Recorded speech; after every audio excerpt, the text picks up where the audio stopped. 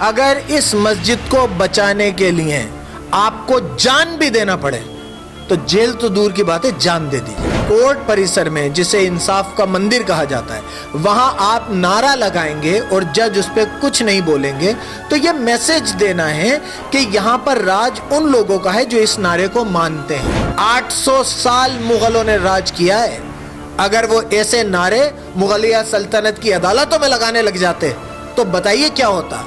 अगर मुगल मंदिर तोड़ने में विश्वास रखते तो कोई मंदिर बचता 800 साल में। मंदिर बनाने के लिए कानून बदल देंगे, एक्ट बदल देंगे, संविधान बदल देंगे, तो आप दुनिया को दिखाइए कि हम इस लेवल पे गिर के ये जुल्म करेंगे। कलिंगा के युद्ध में अगर लाखों ही लोगों को मारने वाला अशोक महान है तो मारने पे तो फिर मुगल भी महान ही होंगे ना। और अगर मारने पे मुगल महान नहीं है तो अशोक कैसे महान है।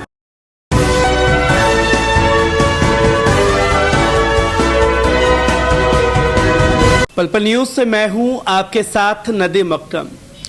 ज्ञान व्यापी मस्जिद तो कभी मथुरा मस्जिद, और अब कुतुब मीनार को लेकर के भी तमाम दलीलें पेश की जा रही हैं, जहां ये बताने की कोशिश मेन स्ट्रीम मीडिया द्वारा भी रही कि साहब मुगल आए और मुगलों ने मंदिर तोड़ करके मस्जिद बना दिया। और आज उत्तर प्रदेश के जालौन से भी ऐसी तस्वीरें सामने आई जहां मुगल बादशाहों की बेअदबी करते हुए लोग दिखाई दिए। ये देश में चल क्या रहा है, तमाम लोग इसे किस तरह से देख रहे हैं, आज इसी पर बात करने के लिए मेरे साथ मोहसिन रशीद टोंक से मौजूद हैं। मैं आपसे जानना चाहूँगा, क्योंकि लगातार जो ज्ञान व्यापी का मामला सामने आया, 3 दिन तक सर्वे की टीम वहाँ घूमती रही, 3 दिन तक कुछ नहीं मिला। इसका अंदाज़ा पहले भी लगाया जा रहा था कि कुछ ऐसा ज़रूर मिलेगा, और चौथे दिन ये डिक्लेयर किया जाता है कि वो फव्वारा नहीं शिवलिंग है, जिसे मुसलमानों ने वजू खाने के अंदर छुपा करके रखा हुआ था। किस तरीके से देख रहे हैं जो दलीलें मेन स्ट्रीम मीडिया द्वारा भी पेश की जा रही हैं? देखिए, मैं एक बात सबसे पहले बोलना चाहूँगा कि जो लोग सर्वे करने गए थे वो क्या मानते थे, वो क्या चाहते थे कि वहाँ क्या मिले। जो लोग फोटोग्राफी करने गए थे वो क्या मानते थे। जो जज बैठे हुए थे जिन्होंने बिना मुस्लिम पक्ष को सुने हुए फैसला दे दिया कि उस जगह को सील कर दीजिए, वो क्या मानना चाहते थे। जो पुलिस वाले वहाँ पर मौजूद थे वो क्या मानना चाहते थे। बात यह है कि अब बात कानून की नहीं हो रही, अब बात इस बात की हो रही है कि वो एक जो ग्रुप ऑफ पीपल है वो मानना क्या चाहता है, वो आपके ऊपर क्या थोपना चाहता है। अगर जज साहब को सील करने का आदेश देना था तो अदालत की कार्रवाई ये कहती है कि दोनों पक्षों को सुनिए, खाली मेरी बात सुन के आपके खिलाफ फैसला दे दिया जाए, ये इंसाफ नहीं होता। दोनों पक्षों को सुनते, कम से कम रिपोर्ट तो आ जाने देते। जब सबको पता है कि जब जज साहब ने फैसला दिया, सर्वे भी पूरा नहीं हुआ था, ऐसी क्या घबराहट थी आधे सर्वे में फैसला दे देने की। तो बात सवालिया निशान तो कानून पे और इंसाफ पे और अदालती कार्रवाई तीनों पे उठेंगे। अगर आप कहेंगे कि शिवलिंग था नहीं था, मुझे इससे फर्क नहीं पड़ता। मैं इस बात में नहीं जाऊंगा कि 500 साल पहले क्या हुआ था, 300 साल पहले क्या हुआ था, ये मेरा कंसर्न नहीं है। अगर आप पीछे जाना चाहेंगे तो पीछे जाने की हद क्या है, ये कौन मुकर्रर करेगा।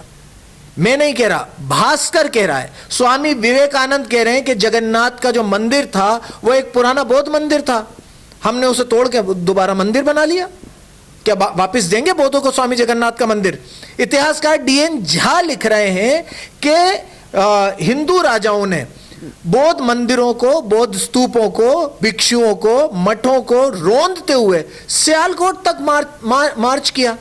ये मैं तो नहीं कह रहा, इतिहासकार डीएन झा कह रहे हैं। और छाप कौन रहा है? भास्कर। इतिहासकार रोमिला थापर कह रही हैं कि हिंदू शासक पुष्यमित्र ने 84,000 बौद्ध स्तूपों को नष्ट किया। कौन कह रहा है? मोहसिन रशीद नहीं कह रहा। अगर आप इन सब चीजों को वापस देने को तैयार हैं, आप 84,000 मंदिर बौद्धों को वापस देने को तैयार हैं, तो हो सकता है कि भाई फिर हमसे भी मांगने का हक रखिए। मैं एक बात ये मानता हूं कि इतिहास के पन्नों में क्या हुआ था वो हमें कितने पीछे जाएंगे इसकी कोई लिमिट नहीं है। तो अगर ज्यादा पीछे चलेगा तो हो सकता है वो जमीन किसी चरवाहे की निकल जाएगी, उसके खानदान को ढूंढ के वापस जमीन दोस्त करके देंगे। तो बात यह है कि हमें बात करना चाहिए 1947 की, जब हमारा देश वजूद में आया, आजाद भारत वजूद में आया। 1991 का एक्ट कहता है 15 अगस्त 1947 को जो चीज जैसी थी वो बाबरी मस्जिद के अलावा उसका कैरेक्टर, उसका नेचर, उसका स्टेटस वही रहेगा। मैं उस बात को मानता हूं। अब ठीक है, अगर आपको ये दिखाना है कि भाई हम तो उसे मंदिर बनाने के लिए कानून बदल देंगे, एक्ट बदल देंगे, संविधान बदल देंगे, तो आप दुनिया को दिखाइए कि हम इस लेवल पे गिर के ये जुल्म करेंगे, दिखा दीजिए। क्योंकि 1991 एक्ट की बात हुई, इससे पहले आज की भी अगर कोर्ट की दलीलों को देखा जाए तो मुस्लिम पक्षकारों को उकसाने के लिए कोर्ट परिसर में जज के सामने हर हर महादेव के नारे लग रहे हैं, क्योंकि इससे पहले कभी कोई तस्वीर देश के संविधान में तो नहीं आई होगी, और आज जो ये तस्वीर सामने आ रही है उसे कैसे देखा और समझा जा सकता है? फिर देखिए, कोर्ट के अंदर नारे लगना एक मैसेज देना है। नारे लगाने से कुछ नहीं हो जाता, लेकिन आप एक जज के सामने, एक कोर्ट परिसर में जिसे इंसाफ का मंदिर कहा जाता है, वहां आप नारा लगाएंगे और जज उस पर कुछ नहीं बोलेंगे, तो यह मैसेज देना है कि यहां पर राज उन लोगों का है जो इस नारे को मानते हैं।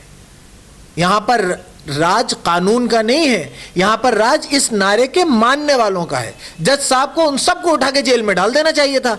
इंसाफ का तकाजा तो यह कहता है अगर आप इख्तिदार में हो, आप ताकत में हो, आप हुकूमत में हो, तो आपका फर्ज है जो कमजोर लोग हैं उनकी हिफाजत करना। आपका फर्ज ये नहीं है कि जो ताकतवर है उनके साथ खड़े हो जाना। हुकूमत का काम यह नहीं होता है। हुकूमत का काम यह होता है कि ताकतवर जो जुल्म कर रहा है उसके जुल्म से मजलूम को बचाए। आज आप यही तो पेश कर रहे हैं कि कोर्ट में हर हर महादेव, जय श्री राम, भारत माता की जय के नारे लग जाएंगे। यही तो आप दिखाना चाह रहे हैं कि भारत की संसद में नारे लग जाएंगे, कोर्ट में नारे लग जाएंगे, थाने में नारे लग जाएंगे, सड़कों पे नारे लग जाएंगे। ठीक है, आज आप इख्तिदार में हैं, लगाइए, पूरी दुनिया को दिखाइए कि हमारे पास ताकत आएगी तो हम क्या करेंगे। 800 साल मुगलों ने राज किया है। अगर वो ऐसे नारे मुगलिया सल्तनत की अदालतों में लगाने लग जाते तो बताइए क्या होता। अगर मुगल मंदिर तोड़ने में विश्वास रखते तो कोई मंदिर बचता 800 साल में। और फिर अगर आप इस बात में, मैं फिर ये कहता हूं कि इस बात पे नहीं जाना चाहिए कि 500 साल पहले क्या हुआ था। अगर थोड़े और पीछे चले जाएंगे तो विवेकानंद जी की बात माननी पड़ेगी कि जगन्नाथ मंदिर जो है वो बौद्ध स्तूप था, उसे वापस दीजिए, दिखाइए अपनी इंसाफ। मुगलों ने क्या किया क्या नहीं किया वो इतिहास के पन्नों में दर्ज है। क्या ये माना जाए कि मुगलों की जो गलतियां की, जो कि इतिहास में वो चीज़ है भी नहीं, मेंशन कर दी गई है कि जी मंदिर तोड़ करके मस्जिद तकसीम की गई, वक्त के मुसलमानों से उसका बदला लिया जाएगा? देखिए, मैं एक बात ये कहना चाहता हूं कि वो ज़माना ऐसा था कि वहाँ पर जो फैसले हुआ करते थे वो फैसले तलवार पर हुआ करते थे। खाली मुगल ही तो नहीं लड़े ना, खाली मुगल लड़े क्या? मराठा किसी से लड़ रहे हैं, राजपूत किसी से लड़ रहे हैं, राजस्थान के राजपूत घराने आपस में लड़ रहे हैं।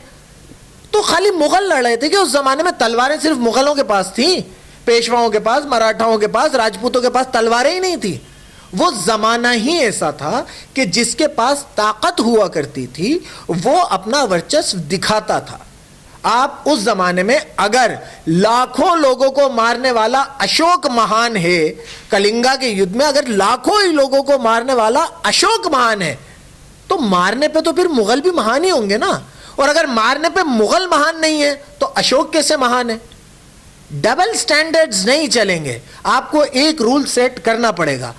सत्ता के लिए मारने वाला, लाखों लोगों का खून बहाने वाला अगर अशोक महान है, युद्ध जीत के सम्राट बन जाने, 99 भाइयों को मारा था सम्राट अशोक ने अपने सत्ता में आने के लिए, 99 भाइयों को।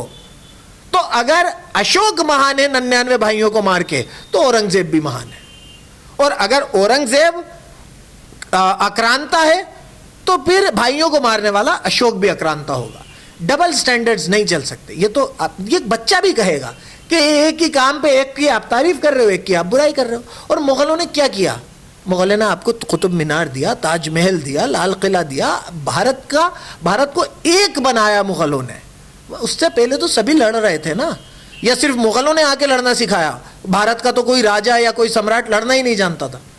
ये उस जमाने का कल्चर था, हम उस पर उंगली नहीं उठा सकते। भारत में जब तक डेमोक्रेसी नहीं थी, यहां पर यही था। अंग्रेजों ने आके अपना, हैरानी की बात आप देखिए कि जितनी गालियां मुगलों को ये लोग देते हैं, अंग्रेजों के लिए इनके मुंह से चूं तक नहीं निकलता। क्यों भाई? रिश्तेदार हैं अंग्रेज इनके। अंग्रेज क्या आपको बहुत सब कुछ दे? ये गुलामी, सारा सोना, ये जो आपको 200 साल पीछे कर दिया है तो अंग्रेजों ने किया है ना।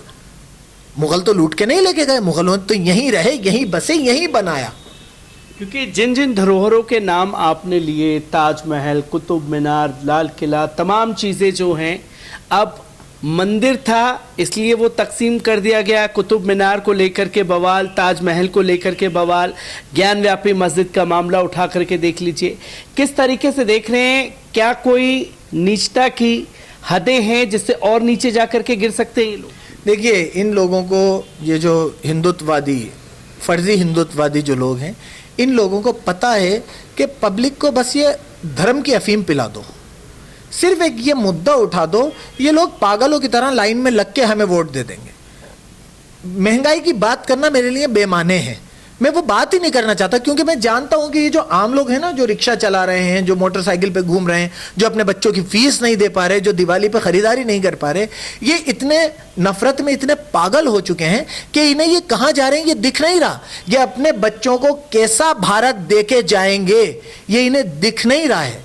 ये नफरत बीजेपी और ये हिंदुत्ववादी संगठन ये समझ चुके हैं कि इनके तन से बोटी बोटी नोच लीजिए, बस नारे लगाते रहिए, ये खुश रहेंगे। तो ठीक है, आप जिसमें खुश हैं, आप अपने बच्चों को अगर नर्क देके जाना चाहते हैं तो देके जाइए। जो भारत के हालात आज हैं, ज़रा 20 साल पीछे तो जाइए, कैसी खुशहाली थी। ज़रा 20 साल पीछे जाइए, हिंदू मुसलमान कैसे साथ में रहते थे। ये 8-10 सालों में जिन्हें कौन सा जहर घुल गया? क्या 10 साल पहले आए थे मुगल? आज से पहले तो औरंगजेब रोड के ऊपर कोई पोस्टर नहीं लगा था। क्या आज से औरंगजेब रोड हुआ है?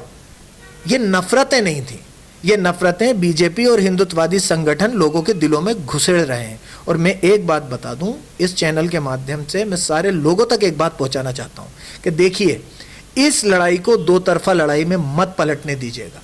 अभी आप हमले कर रहे हैं, मुसलमान संविधान पे भरोसा करके बैठे हैं। मुझे डर उस वक्त से लगता है जब ये झगड़े दोनों तरफ से होने लगे। अगर बौद्ध आपसे अपने मंदिर मांगने लग जाएं तो कहां जाएंगे? किस दिशा में लेके जा रहे हैं इस देश को, ये इन लोगों को समझना चाहिए। नफरत की सीमा तो लगातार पार हो रही है, पर सवाल यहाँ ये होता है कि इस नफरत को रोका कैसे जाए। मुस्लिम तंजीमें बैठक पे बैठक कर रही हैं कि क्या निर्णय निकाला जाए, कैसे डील किया जाए, जो मसले मसाइल लगातार सामने आ रहे हैं।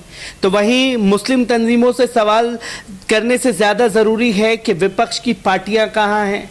जिस कांग्रेस ने 1991 का एक्ट बनाया, क्योंकि उमा भारती की स्पीच उसमें मौजूद है, कई लाल कृष्ण आडवाणी की स्पीच उसमें मौजूद है, पर उसके ऊपर बात नहीं की जा रही। अब 1991 एक्ट के लिए खुद कांग्रेस भी सड़कों पर नहीं उतर रही। अब सॉफ्ट हिंदुत्व की राजनीति है कि जी मस्जिद का मसला चल रहा है इसलिए हम कुछ बोल नहीं सकते। जो तमाम राजनीतिक पार्टियों की खामोशी है, किस तरीके से देखते हैं इसको? और दूसरा सवाल यह कि मुस्लिम तंजीमों की बैठकों से कोई नतीजा निकल पाएगा? देखिए, मैं इसके लिए कांग्रेस को दोष नहीं दूंगा। बाबरी मस्जिद को शहीद करने बीजेपी थोड़ी गई थी, हिंदुत्ववादी संगठन गए थे। उसे तोड़ने भगवा आतंकवादी गए थे। मुसलमान क्या कर रहे हैं? मुसलमान कम से कम जो उनका कानूनी हक है वो तो एहतजाज पे भी नहीं उतर रहे। तो कांग्रेस से क्या उम्मीद करें? जब आपको ही परवाह नहीं है तो कोई दूसरा आपकी परवाह क्यों करेगा? और वैसे भी मुसलमान किसी भी पार्टी के लिए हो, अछूत होते जा रहे हैं।